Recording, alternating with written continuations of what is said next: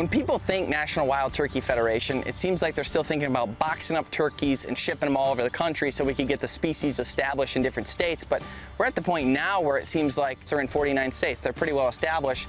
So now it's about building the right habitat and making sure they have what they need. And I've always been fascinated when we talk about controlled burns and how forest fires can actually be beneficial in some ways, but I've never quite understood it. So explain that to me. Well, that's a really great question. People all think that fire is bad, which it's not. When you conduct a prescribed fire, you're creating habitat and you're actually helping mitigate for wildfires that are detrimental to wildlife. So prescribed fires that are applied to the ground and in a controlled manner are very effective, and it creates this habitat such as this. That's important nesting habitat for turkeys and for other wildlife versus the catastrophic wildfires today that are these 500,000–600,000 acres that are completely destroying the forest, and it actually a burn scar on the soil to make it where you can't actually have the forest back in those areas.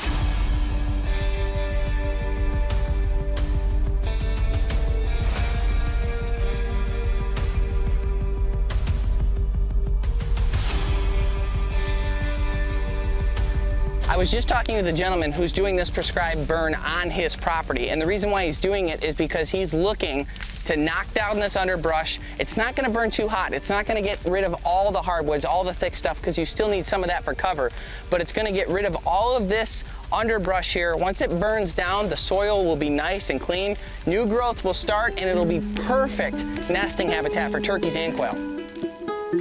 I tend to question everything, and if you're anything like me, you might be asking yourself, why do we need to do controlled burns to make turkey habitat? There were turkeys around long before we did controlled burns, and even before European settlers came to the United States.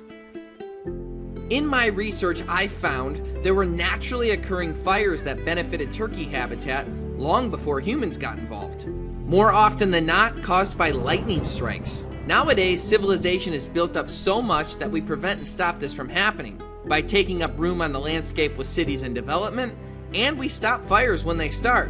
Now, I'm not saying that's a bad thing, but it obviously gives strong insight to why these controlled burns are important. This is just one of the many things the National Wild Turkey Federation does to help this amazing bird. I know everyone talks about it. Turkeys were darn near extinct in almost every state, and obviously now we have them in 49.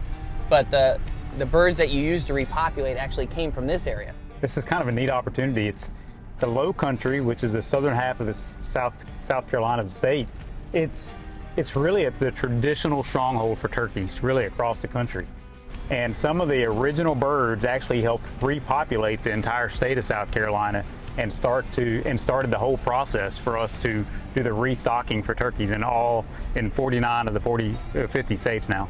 So this is like ground zero for turkeys. And I was talking to some of the guys at the airport, and they had a different hypothesis. They said the reason why the source birds and why they survived here is because these are the smartest turkeys and hardest turkeys to hunt on the planet. You know, they've probably been hunted longer than any other birds in the country because Really? of that tradition. Yeah. You know, because you go into these western states that now have birds that they didn't have 20 years ago. There's not that tradition that is here in the South. Do you know why the turkeys were able to have a stronghold here? Like what kept them here? You know, there was a tradition down here, and there was always this stronghold of birds, but there was also some biologists young at the time that actually helped create and put an emphasis on turkeys. And that's one of the reasons why the National Wild Turkey Federation ended up in South Carolina, was because of that interest. Now, we've done most of our turkey hunting in Michigan. The turkeys down here, do they gobble a little slower? Do they have like a southern drawl? How would you gobble with southern drawl? I was gonna do one, but I couldn't think of how you would do that. Gobble, gobble, y'all.